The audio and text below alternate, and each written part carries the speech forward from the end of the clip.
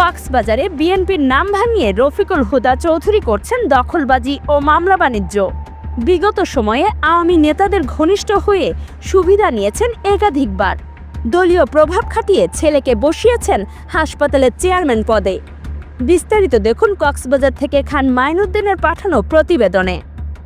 কক্সবাজার জেলা ও পৌর বিএনপির রাজনীতিতে বিতর্কের কেন্দ্রবিন্দু এখন পৌর আহ্বায়ক রফিকুল হুদা চৌধুরী। প্রকাশ্যে তিনি নিজেকে বিএনপির নিবেদিত কর্মী দাবি করলেও আড়ালে বিগত ক্ষমতাসীন আওয়ামী লীগের প্রভাবশালী নেতাদের সঙ্গে আতাতের অভিযোগ বহুদিনের। সাম্প্রতিক সময়ে নদী দখল, মামলা বাণিজ্য, চাঁদাবাজি এবং পারিবারিক স্বার্থ রক্ষার ঘটনায় আবারও সামনে এসেছে তার নাম। আওয়ামী লীগ আমলে বিএনপির কর্মীরা যেখানে দমনপীড়নের শিকার হয়েছেন, সেখানে অভিযোগ রয়েছে রফিকুল হুদা জেলা আওয়ামী লীগের সাধারণ সম্পাদক মুজিবুর রহমানের সঙ্গে ঘনিষ্ঠ সম্পর্ক গড়ে তোলেন।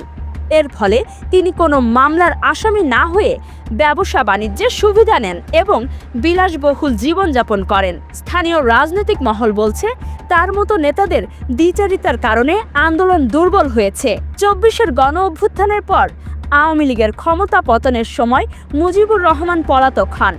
গুঞ্জন রয়েছে তার ব্যবসা ও সম্পদের দেখভাল করছেন বিএনপির এই নেতা। ৫ই আগস্টের পর বিএনপির প্রভাব কাজে লাগিয়ে ইউনিয়ন হসপিটালের চেয়ারম্যান পদে নিজের ছেলে মুকিত চৌধুরীকে বসান রফিকুল হুদা।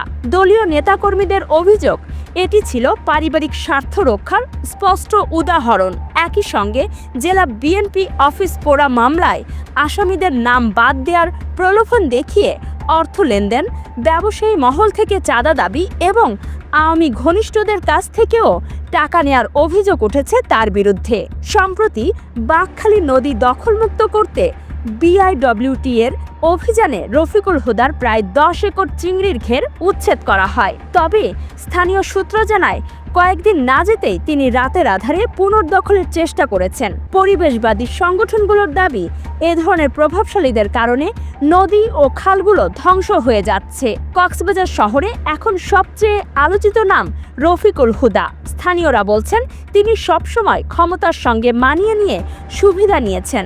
বিএনপি যদি শুদ্ধি অভিযান না চালায়, তবে এ ধরনের নেতাদের কারণে দলের ভাবমূর্তি মারাত্মক ক্ষতিগ্রস্ত হবে। রাজনৈতিক বিশ্লেষকরা মনে করছেন, আওয়ামী লীগ ও বিএনপির ভেতরে এমন সুবিধাবাদী নেতাদের চক্রই দেশের রাজনৈতিক সংস্কৃতিকে দুর্বল করে দিচ্ছে। প্রশ্ন উঠছে, বিএনপি কতদিন দলীয় স্বার্থের আড়ালে ব্যক্তিগত প্রভাব খাটানো সহ্য করবে? আর স্থানীয় প্রশাসন কি প্রভাবশালী দখলদারদের বিরুদ্ধে কার্যকর ব্যবস্থা নেবে?